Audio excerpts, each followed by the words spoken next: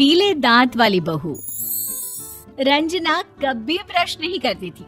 उसे कितनी बार उसके माँ बाप ने डांटा, लेकिन उसका कोई असर उस पर होता ही नहीं था, जिस कारण से उसके दांत पीले पीले हो जाते हैं। शादी के बाद। अरे बहू, वैसे तो तुझ में कोई कमी नहीं है, पर तेरे दांत इतने पीले कैसे हैं बेटा? कैसे मतलब? कोई सर्जरी थोड़ी ना कराइए। वो तो क्या नाम, मैं ब्रश नहीं करती थी तो पीले हो गए। अब क्या करूं? आप कहें तो लाल करवा लूं या फिर काले? यार ये क्या है, क्यों माँ से लड़ रही हो? लड़ रही हूँ? अरे मैं लड़ रही हूँ या ये बोल रही है कि दांत पीले है, पीले। अरे तपस्या थोड़ी ना की है इन्हें पीले करने के लिए। बकायदा ब्रश नहीं किया है 20 साल तक, तब जाकर। छी, कैसी बात कर रही हो? ये उस वक्त तो पीले नहीं थे जब हम लोग तुम्हें देखने आए थे। अरे तब साफ करवा लिया होगा डेंटिस्ट के पास जाकर। अब देखो कैसे पीले पीले लग रहे हैं। रंजना सास की तरफ गुस्से से देखती है। फिर शुरू हो गई पीले पीले पीले।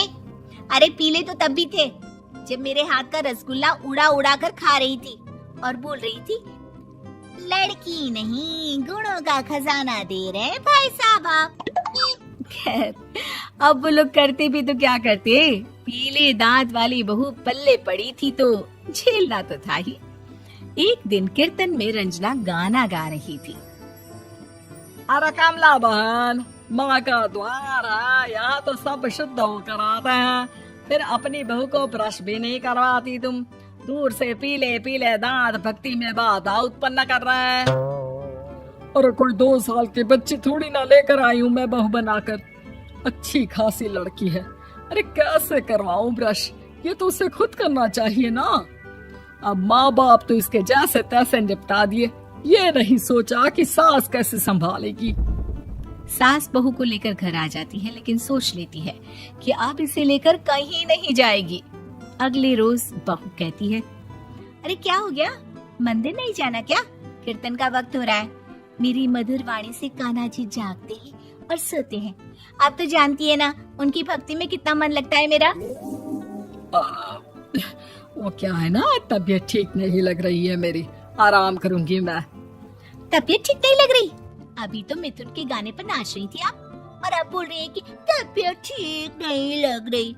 अरे भक्ति में मन लगा लो सासू माँ, ऊपर जाना है, क्या मुंह दिखाओगी आप? हाँ? सास को बहू की बात पर गुस्सा आ जाता है।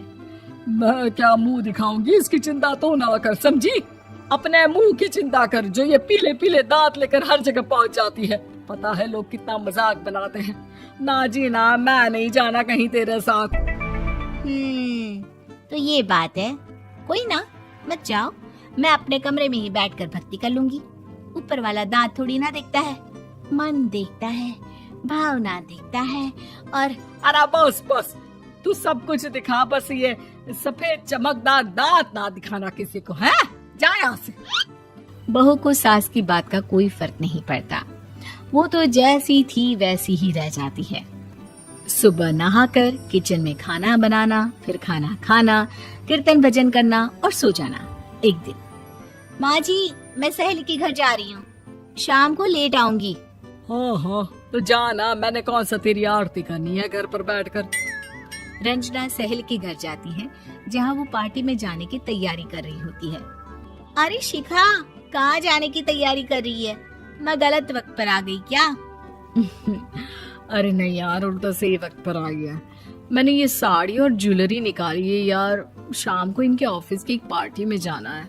बताना कैसा लग रहा है ये सब? नहीं यार, इस ड्रेस के साथ तो वो वाली ज्वेलरी अच्छी लगेगी। हाँ हाँ सही बोल रही है, मैंने ध्यान ही नहीं दिया। वैसे तो हमेशा से मस्त फैशन सेंस रखती है। तो बड़ा जाती होगी ना पति के साथ पार्टी में।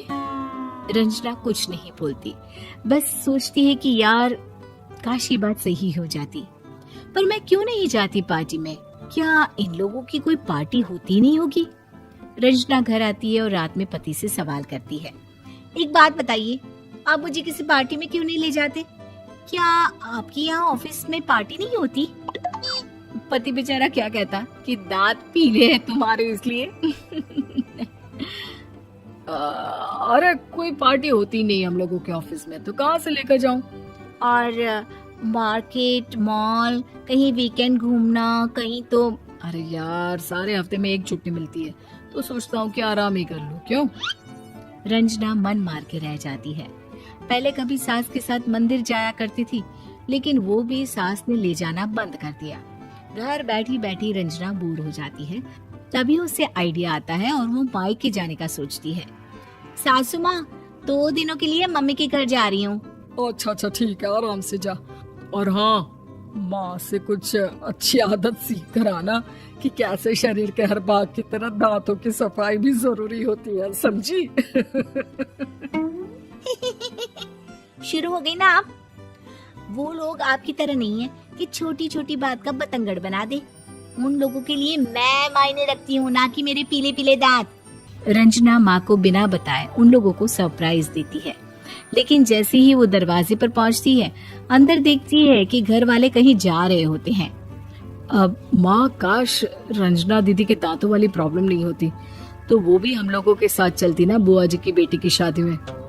हाँ बेटा, लेकिन अब उसे कौन समझाए कि उसको उसके पीले दांत नहीं दिखते, लेकिन उसके आसपास के लोगों को कितना एम्बैरेसिंग फील कराते हैं।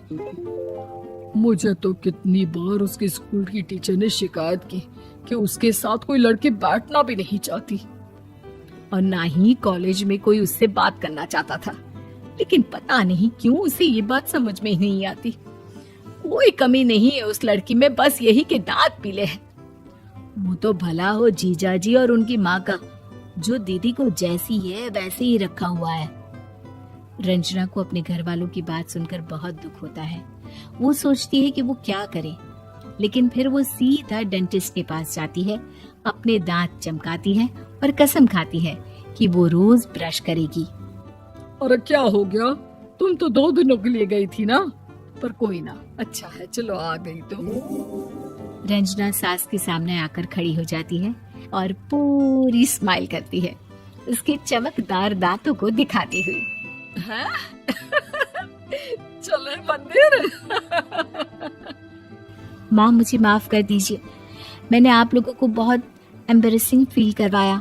मैं आज से रोज ब्रश करूंगी।